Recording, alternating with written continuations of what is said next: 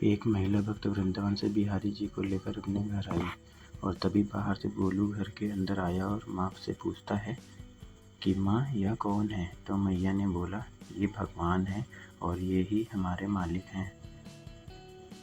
अब तो घर में जब भी कोई नई चीज़ बनती तो सबसे पहले बिहारी जी को भोग लगाया जाता।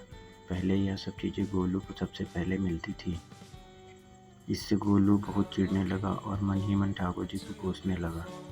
एक दिन माँ ने गोलू से कहा, गोलू यमुना जी से मटके में जल भर कर लाना। जब गोलू पानी भरने के लिए जाने लगा तो जाते जाते बिहारी जी को कहने लगा, खाने के लिए तो सबसे पहले तैयार रहते हो, लेकिन काम तो मुझे ही करना पड़ता है। अगर यहाँ रहना है तो काम करना पड़ेगा। यह कहकर गोलू यमुना जी से जल भरने के लिए चला जाता है। गोलू जब यमुना जी में जल भरने लगा तो उसने देखा यमुना जी के अंदर बिहारी जी विराजमान है और कह रहे हैं, ला गोलू घड़ा हम भर देते हैं। गोलू उनको देखकर हैरान हो गया और बोला, नहीं नहीं, मैं अपने आप भर लूँगा। लेकिन ठाकुर जी ने उससे हाथ से घड़ा लिया और जल भर कर घर ले आए। गोलू घर आकर डर रहा था कि माँ को अगर पता चला तो ठाकुर जी से काम करवाया है तो आज मेरी पक्की पिटाई होगी।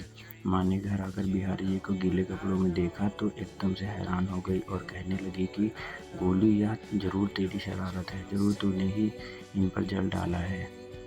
गोलू ने अपनी माँ को समझाने का बहुत प्रयास किया, लेकिन माँ ने उसको डांट फटकार कर चुप करा दिया और ठाकुर जी के भीगे हुए वस्त्रों को बदलने लगी।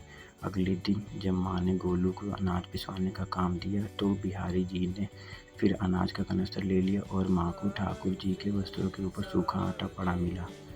तो माँ ने फिर गोलू को डांटा और तुझे पता नहीं यह हमारे भगवान हैं और तू भगवान के साथ शरारत करता है।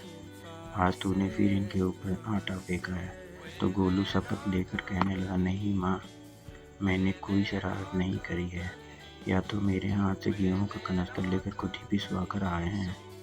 गोलू की माँ आज बहुत गुस्सा हुई। अगले दिन फिर माँ बोली, बेटा गोलू, आज तुम्हारे बाबा बाहर गांव से वापस लौट आएंगे, बस आज का ही काम है।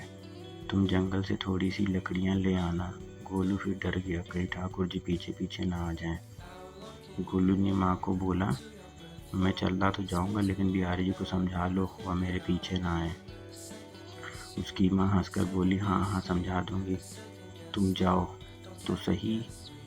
गोलू जल्दी जल्दी लकड़ियाँ लेने जंगल चला गया और माँ काम पर चली गई।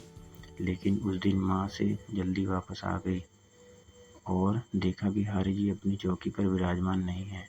वह तो एकदम से घबरा गई, कहीं गोलू ने फिर शरारत तो नहीं की, और भी भागी भागी जंगल की तरफ गई। तभी उसने देखा गोलू के साथ एक इंसान लकड़ियों को लेकर घर आ रहा है। गोलू की माँ यह देखकर हैरान रह गई, या तो बिहारी जी हैं, या क्या हमारे भगवान हमारा काम कर रहे हैं। इसका अर्थ गोलू ठीक कह रहा था। वह जल्दी जल्दी भागकर ठाकुर जी के पास गई और लकड़ियाँ उनके हाथ से लेते हुए उनके चरणों में गिर गई। रोती हुई बोली, हे बिहारी जी, यह आप क्या कर रहे हैं, मुझ गरीब का काम क्यों कर रहे हो। ठाकुर जी मुस्कुराते हुए बोले, तेरे बेटे पर बहुत प्यार आता है। सब लोग हमें भगवान समझते हैं, लेकिन एक तेरा ही बेटा था जो हमको अपना मानता था। अपना मानकर वो हमें डांट भी देता था, हमारे साथ गुस्सा भी करता था। और जो हमें एक बार अपना मान लेता है तो हम उसके मान के लिए उसके ही हो जाते हैं। जय श्री कृष्ण।